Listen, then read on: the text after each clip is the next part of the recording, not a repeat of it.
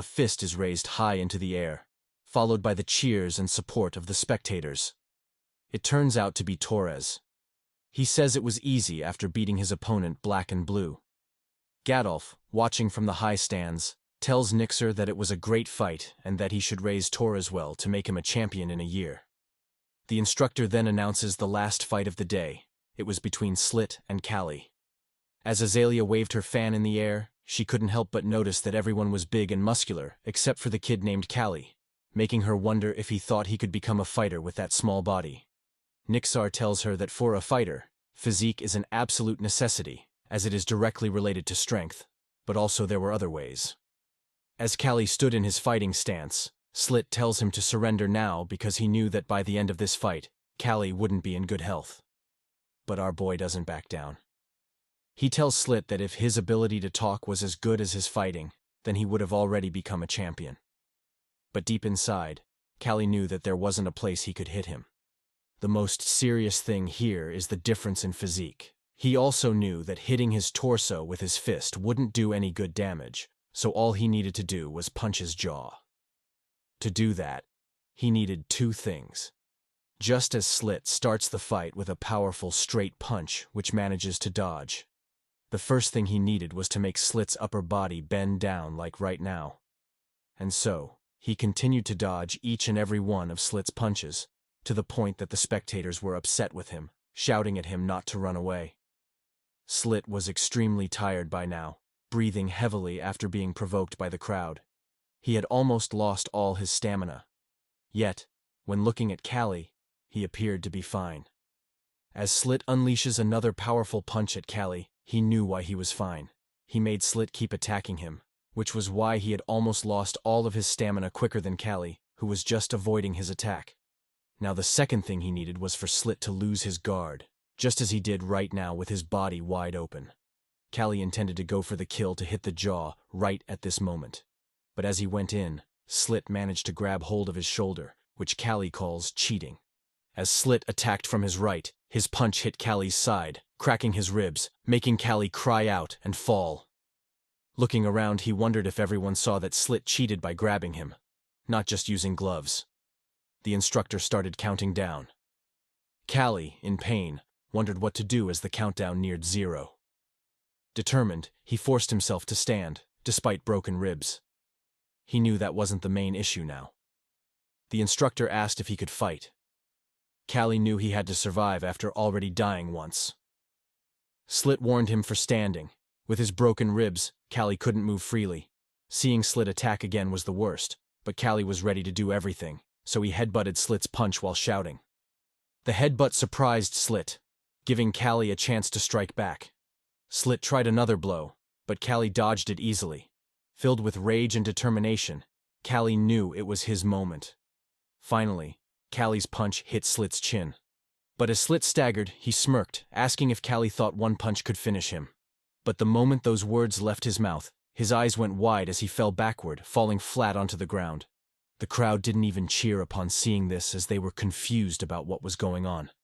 As the referee started the countdown, Slit was still unconscious.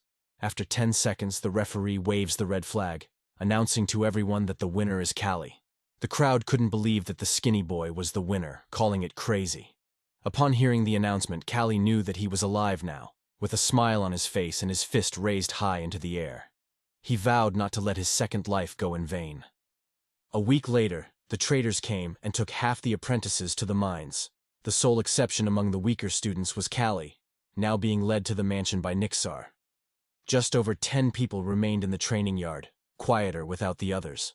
At the August house, Nixar said Callie's shackles would come off back at the center. Looking around, this was Callie's first time inside. Nixar asked how he felt. Callie said fine, but wondered why the young lady sent for him. Nixar shared she had taken interest after Callie's last match. In Aelia's room, she greeted him with a smile. He bowed respectfully. She told Nixar to leave them and bade Callie sit, but he refused. Aelia tossed him an apple to eat as they talked, eyeing the hungry boy curiously as he ate. Aelia said she summoned him since slaves could not refuse requests. To Callie, she seemed hard to grasp. Pointing at him, Aelia remarked on his thin arms yet amazing punch that felled Slit. However, Her father deemed it mere luck and coincidence. Hearing this, Callie thought Aelia clever to see through the facade. Slit's knockdown was in fact accidental. So Callie shared that by accurately striking the chin with a fist, one could shake the head and temporarily lose bodily control, if the hit was hard enough. Aelia thinks about what he said and summarizes that Callie had simply aimed an attack during the match, which brings a smile to her face. So, she tells him that she was looking forward to his future moves, and that she wanted him to keep winning to become a professional boxer. Since if he becomes a champion, then he might become a free person. With that, Nixar and Callie left the august mansion and returned to the training center. As he removed the shackles on his arms, Callie couldn't help but think of being a free person. During the afternoon training session, Torres was thinking about freedom as he squats a heavy log on his back. He was determined to achieve his goal of freedom. He recalls a past memory of himself back when he was just 14 years old. An instructor tells him that he was going to be strong enough, which was why this instructor had brought him over from being a farmhand. He sees Torres as having a natural build and fighting spirit that could lead him to become a champion and a liberated individual. However, he's disheartened that Callie is present. When he heaved the heavy log down, he reflected on his disdain for individuals like Callie, who engage in futile activities daily without purpose. Yet, in that moment, he realized his transformation after defeating Slit and surviving, understanding that the world holds unpredictable outcomes. At this point, someone approached him, questioning if Callie's behavior warranted a lesson, revealing that Callie was the one who sent Slit away. This person, identified as Kijo, nicknamed the Mantis due to his appearance, proposes that Torres confront Callie. Torres refuses outright, expressing disinterest, which bores Mantis.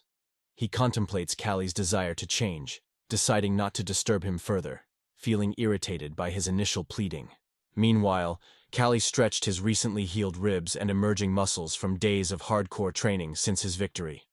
A tall shadow suddenly enveloped him, a voice noting his return to the yard at last.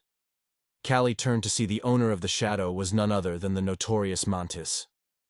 Taunting Callie about his easy match wins, Callie calmly cautioned against trying anything violent, warning it would be very troublesome for Mantis. But the brute Mantis pressed on aggression, vowing to take it super easy on poor little Callie. "No need for that," Callie uttered with eyes suddenly crazed, repeating his strong warning to the fool. Enraged at being so easily dismissed by a nothing like Callie, Mantis swung a heavy fist yelling, "You bastard!" But Callie nimbly dodged backward, then saw his chance, landing a fierce uppercut to Mantis' exposed chin, similar to Slit's crushing defeat days before. As Mantis' eyes turned white from the hit. Callie believes that Mantis thought that he had won through pure luck. But Callie knew that these bastards were the ones that were complacent. A body that has a tall height and overwhelming reach. It's like facing someone with a spear, long jabs and punches that don't allow any approach. Hence, long reach is absolutely advantageous. But the Mantis has large movements in a bent swing, unable to take advantage of his own reach. And so, he was simply just a big punching bag to Callie. But he also knew that he couldn't give him any breaks, so he continued to whack the out of him in order to keep the pressure on. But Mantis's friends appeared behind Callie with a surprise attack. He manages to dodge the surprise attack but couldn't believe that all three of them were coming at him. He could also see that Mantis had recovered as the other two stood guard against him. Mantis then tells our boy to not get cocky with the punch he got by chance. Callie taunts him in return, saying he was pushing him with numbers because he was at a disadvantage. Those words were right, as Mantis tells him to shut up while swinging another big punch at him. But one of his friends manages to land a knee kick onto the back of Callie, who knew that these bastards would ignore others and bully them in order to maintain their self-esteem. As he fell onto the ground and looked up at them kicking the out of him, he could see his past self, making him realize that he wasn't much different from them. "I can't stand it anymore," said Torres as he came back. He tells Mantis and his gang that if they were going to ambush Callie, do it from the start. He was angry at them for looking like fools when it was supposed to be a one-on-one fight.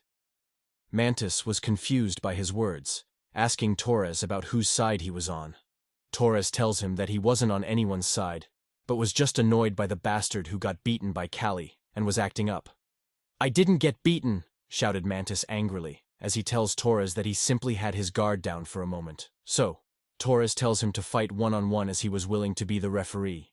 Mantis agrees but hesitates as he sees Callie slowly standing up.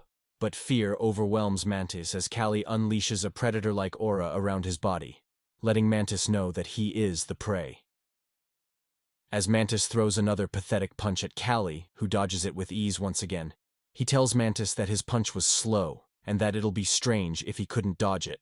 Boom, boom, boom went Callie as he unleashes a mad flurry of punches onto Mantis's body, none of which he could block at all. But Mantis was still able to throw a punch as he told Callie to shut up. Our boy simply basks and weaves through the punches, telling Mantis that he was wasting movements as well.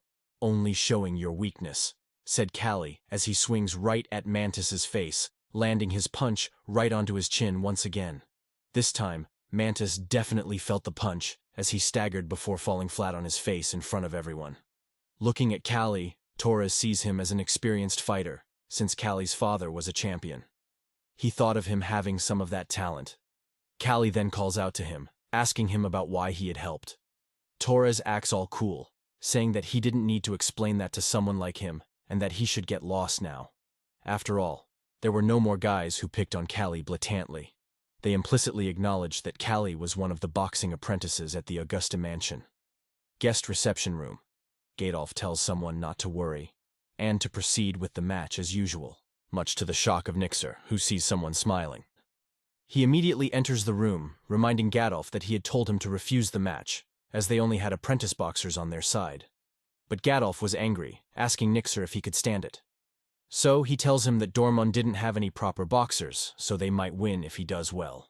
Nixar reveals that there were two ways. One was to prepare the best members in a fight, or send out a sacrificial lamb for the next round. Gadolf angrily ordered him to pick the best three and come, as he wanted to see Baron Dorman lose his temper. Nixar was pissed off, wondering how much more Gadolf wants to ruin the training center before he comes to his senses. As he left the room, he knew that if their ace like Torres were to become disabled, then the training center was over. A gloomy feeling overcame Nixar as he knew that there were only 3 days to train and prepare their aces. Torres, Mantis, and Callie were gathered together the next day. Nixar informs them that he had decided to train all 3 of them and to put them in a match against Dorman's training camp in 3 days. The reason he chose these 3 was because they were the ones whom Nixar and the other instructors thought were the best. Torres was worried as he asked Nixar if he thought that this team would win. He showed a painful expression as he remembered Gadolf's words, so he turned around, telling them that they had a ridiculously small chance of winning. Mantis felt afraid, asking Nixar if they were going to die if they lost, but Nixar tells them that the master wouldn't let them die since they were his property, but the opponents were a whole different story, as they were allowed to break their bones if they wanted to. Nixar then points to 3 other instructors, telling Torres to spar with them repeatedly, as he wanted him to gain more experience in 3 days. Looking at Mantis, he tells him to train his mentality in order to handle his fear. Lastly, for Callie, he tells him if he needs anything, just ask for it, as Nixar had chosen him because of his recent change, hence why he didn't prepare anything for him. Callie then started to think about what he needed, and told him he needed one person to help with his training. We now turn to Torres being punched in the face. His opponent was an instructor telling him not to hold back. He warns him that his opponents were going to be experienced fighters, but he reminded him that they were human too. No matter how strong they are, when you hit them, they will fall. He even tells him to act like the winner, even if his legs were shaking. And when he was about to collapse, Torres needed to make his opponent feel as if he was an immortal human being. But as the instructor tells him to take a break and continue later, something catches his eye. He sees Callie training alone against the walls, making him wonder what he was doing in this training field. We are introduced to Valkyrie, a laborer who is asking Callie if he was crazy for wanting him to throw the thing in his hand. "Just do it," shouted Callie, feeling like he had no choice. Valkyrie did as he was told, and threw the stone right at him, which Callie managed to dodge. Hit or miss, that is one of the keys of modern boxing. Callie knew that no matter how hard he trained in 3 days, there was no way it would make him grow muscles. Using footwork and weaving in order to train his reflexes, that was the most important weapon for him right now. As he catches the final stone in his hand, Callie tells him that it was good and that's all for today. sharpening body reflexes. That was also training for boxers. As we turn to the dorms where the fighters slept, an argument breaks out as they shout angrily at one another. Callie was inside the room and was confused about what was going on. One of the fighters was holding a knife made out of stone, saying that he wouldn't forgive Dorman, with a pissed-off look on his face. Callie then asks Mantis about what was going on, but he too didn't know what was happening. Callie knew that he knew, so he forced Mantis to tell the truth. Mantis revealed to him that the fighters from Dorman training camp had just come by. They had started to beat them mercilessly because they were angry about the match, but there were no hard injuries, only bruises, so it was hard for the instructors to handle. Mantis only felt fear after seeing that, as he knew that they were going to be completely defeated. The fighter with the stone knife shouted angrily, "Dorman! Those sons of... I'll kill you!" But then Nixer appeared in the doorway, a stern look on his face as he questioned what they were doing. His eyes flashed with anger as he asked if they were stupid. He slapped the knife-wielding fighter, reminding them that if they lost this next match, it was over. After all, they had lost the first round, which made the others clench their fists in resentment. But Nixar commanded them to become stronger than Dorman's fighters from this point forward. It was then that Callie realized, after training and living alongside these fighters, he had formed a bond with them. This upcoming battle would not just be a spectacle for the citizens, but a fight for Gadolf's pride itself. This would be an all-out brawl between two warring camps. That's it for video. Thanks for watching. Subscribe for next part.